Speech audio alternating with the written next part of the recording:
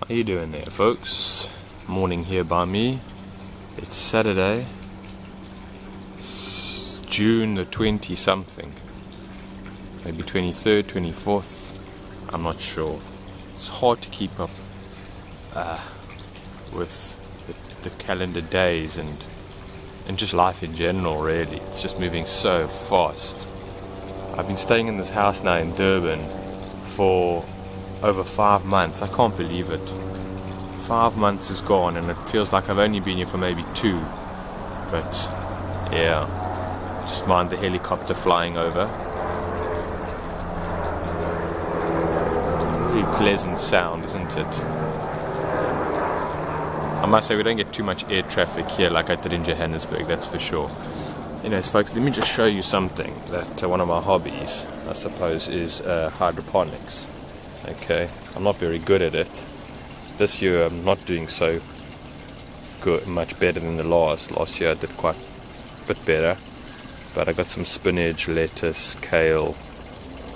That's about it. Yeah. It's just a fun little hobby and it's a little bit healthy eating, I suppose, and it's interesting. And then I just got a little bit of mint over here, which I have with my tea in the morning, my lemon tea. Yeah, I've grown a lot more before and I should be growing more, but I've got my seeds actually here that I still need to plant. This is a different type of spinach, different type of cabbage, and some beans as well. I try to go for the heirloom seeds. There's something I also had to put in, but I'll tell you, I'm a terrible gardener. The majority of my vegetable planting doesn't amount to much. There's diseases that happen, there's bugs that take over, and I try and I pay as much attention as I can, but I can't, and then I get frustrated because then I'll have some kind of nutrient deficiency, or there'll be something happening on the plant or something, or the vegetable, and black spots, and can't exactly figure out what it is. You can hear the neighbors doing some work or whatever it is. So maybe what we'll do is I'll retreat to my car. Yeah, folks. It was nice in the sun, wasn't it? The sun is often very healing and calming. Yeah, so let me just go to my car so we can chat a little bit more.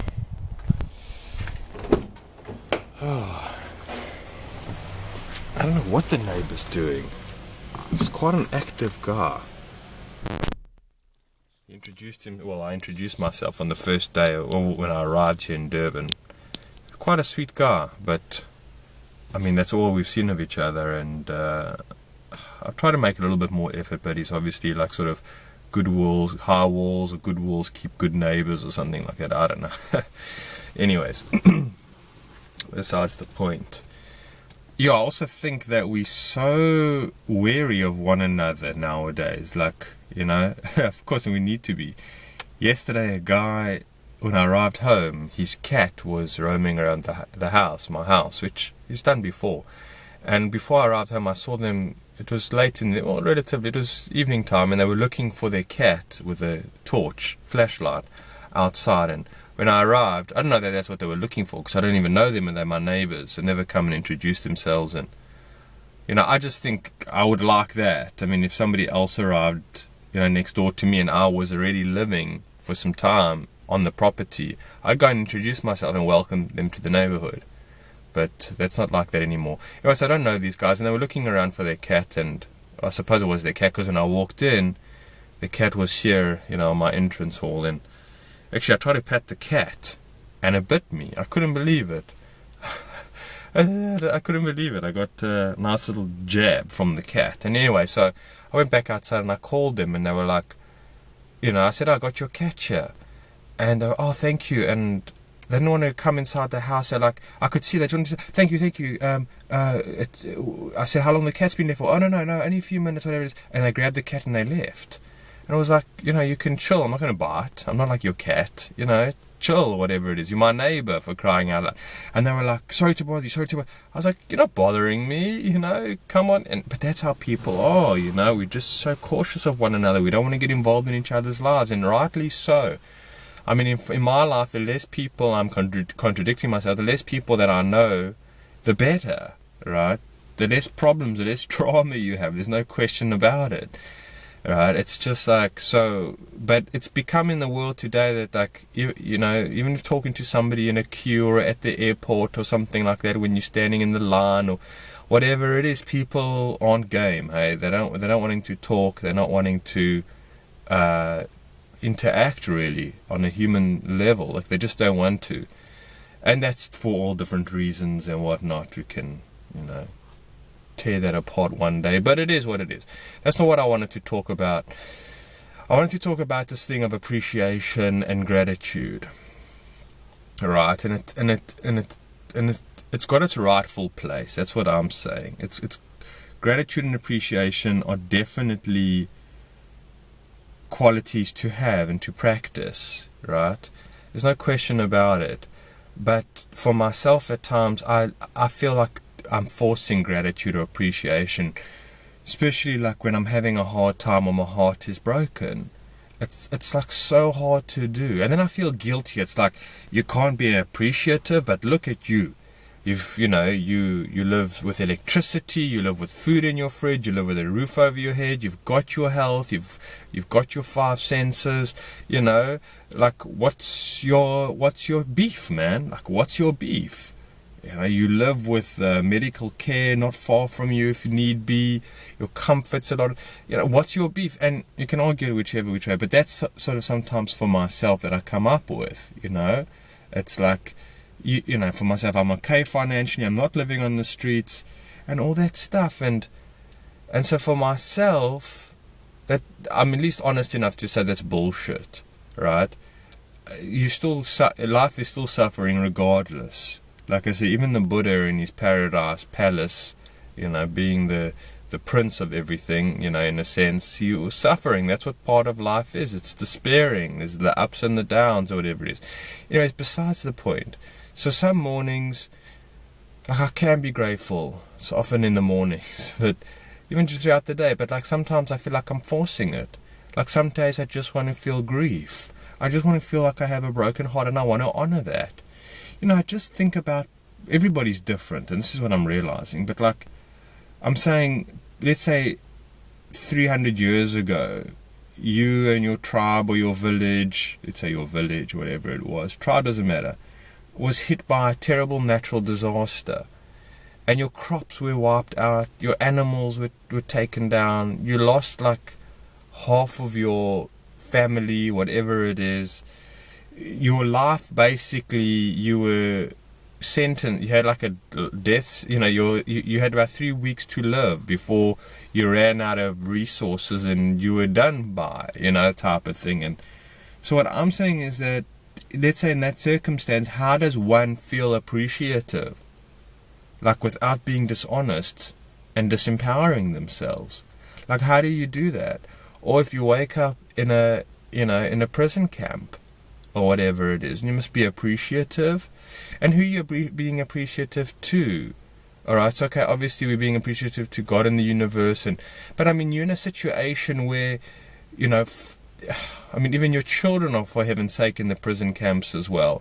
Like, you're going to be bittered, right? You're going to feel grief, you're going to feel heartbroken, and to try and superimpose or overimpose or bypass your grief and your struggle and your pain and your suffering by finding something that you can be appreciative for, like, oh, I have my eyesight or something or other, but still you're probably dying from malnutrition, type of thing. It's you lying to yourself. You're kidding yourself. You are robbing yourself. You're putting the wool over your own eyes. You are not honoring the way that you feel. You are not doing it. And what you are doing is you're mentally trying to hypnotize yourself into feeling good about your situation and appreciative for the blessing that the universe has given you.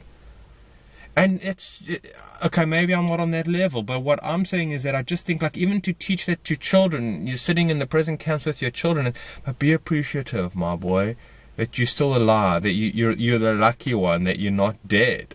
You know, I mean, it's just not reasonable. It's like saying, yes, I mean, how do you comfort the child? And that's what I'm saying. How do you comfort the child within? Okay? And so for myself, sure, I'm not in a, heaven forbid, a prison camp, but I am in some way or another. I can point out to you, which I do point out, the ills and the darkness of the world and that we are in, and the depression state that we are in, and the extinction level that I can point that out. And on some days I can really go into it, and then on other days I can point out the fact that, you know, so many more people are becoming conscious. We are at a tipping point here. We've passed the tipping point in some kind of metamorphosis, transformational, evolutionary process that we are on. And there is light at the end of the tunnel, and there is meaning to be made in your suffering and in your struggle, right? And that's the thing. That's what I'm saying. Coming back to, so you have your ups and you have your downs, and you have your good days and you have your not so good days, and they're all days nonetheless. But you're having the experience. You're having that roller coaster of experiences, these dualities, if you will. And so what I'm saying is that, like, it's rather than look for the appreciation, you know, and try, kind of sugarcoat everything with your appreciation and sometimes your love and your light. Rather than that, rather say, you know what, I'm struggling, I'm suffering, I'm in pain, okay, and bloody well honor that. You know, in this culture, you're not allowed to be in pain. You're not allowed to be in suffering. It's like you don't have the privilege to be, because you have a bank account, you have medical care, you live in a house that's not falling down, you have food on your table. You're not allowed to feel pain or suffering, okay, in a way. It's like, we're just not allowed to do it. That's for third world countries and third world people. I live in a third world country. But that's for, you know, type of thing. People that are stricken with famine or something like that. It doesn't apply to you, damn it. You've got Netflix. You got a cell phone. You know, come on. But it's bullshit. This idea we've been programmed, or, you know, type of thing. Let me see how much time I've been going on for. Not too bad. But so my point here is that if you're sugarcoating with appreciation and gratitude for what you have, then I don't think that you sincerely can get in touch with your suffering and your struggle, and you can't really appreciate yourself, what you're experiencing, and also be real, honest with the child inside and the way that you're feeling. In other words, you're disassociating from what your actual experience of what's going on, right? And that's moving you into insanity in a way. It really is. You've got to be really careful of this. But like saying, this is the bloody reality, okay? Now, sure, there are parts of us that like to piss and moan and whine. So we have to be careful of that when we're overdoing it, when we're playing that victim role. But not everything must fall under the umbrella idea or term of victimhood. It's like, well, if I'm not feeling appreciative, well, then you're being a victim. So you're not being a victim, you're being a human being. That's dealing with life's experiences. But what we do is that we milk all of the unpleasantness by claiming it, you know, and all our dysfunction and all our own trouble. I'm saying that we've caused us as being a victim, as being helpless. I'm not talking about being helpless, and I'm not talking about playing the victim. I'm not talking about looking for sympathy from other people. I'm not talking about that at all. I'm talking about sympathy for oneself here. And in that, you can be your own best friend, you know, by saying, yes, I'm despaired, yes, I'm suffering, yes, it's a struggle, yes, I'm in pain, yes, I'm having a hard day, you know, and saying, okay, now I know what I'm feeling, now I know, let me have a bit more self-inspiration, let me draw on my resources to just push a little bit further, right, to continue, to try and Again, look on the bright side. Find the meaning. Find what's going on. Try and reach from a bigger perspective, a higher perspective, and understand that life is brutal, that life is cruel, life is about suffering, and in turn it's about growth. At least honor yourself with that, for crying out loud. Again, I just see too many people on YouTube, so many videos about appreciation and gratitude all the bloody time. So, but what about the way that you're feeling? You know, what about what you're going through? Honor that. Don't bypass it. Don't not be present with the pain and the struggle and the suffering. You owe it to yourself. You need to be, for your sanity. And you need to know it where, because you need to call upon your strengths. You need to call upon your faith. You need to call upon your gods. Not to sit there, but let me not think about how this is going. Let me just think about the appreciation of that I have electricity, or that I have my... And say, bullshit, that's rubbish. At that time and place, it's rubbish. Your heart is bleeding, and all you can do is look the other way, or from a mental point of view. So we don't want to sit with our grief or our suffering or our struggle. And then at the same time, we lose the opportunity of saying, I need to bring out everything that I possibly can from within in order to make it through. You see, you're not calling upon anything. You're not calling upon your resources, your strengths, your abilities, you know, your understandings, your faith, nothing. You're doing nothing. You're completely disengaged from yourself, and you're completely in a mental construct. And I'm not saying you can't appreciate from your heart by opening your heart and really at times feeling great, deep appreciation, like in blissfulness, but there's a time and a place for it. You know? There's a time and a place for it, folks. It's not all the bloody time. Don't whitewash everything with like, I'm just going to go into my heart space and, you know, and invite all the wondrous things in. So your heart's closed, buddy. You're forcing it. You're forcing it at those times. You're forcing it, and you're traumatizing yourself.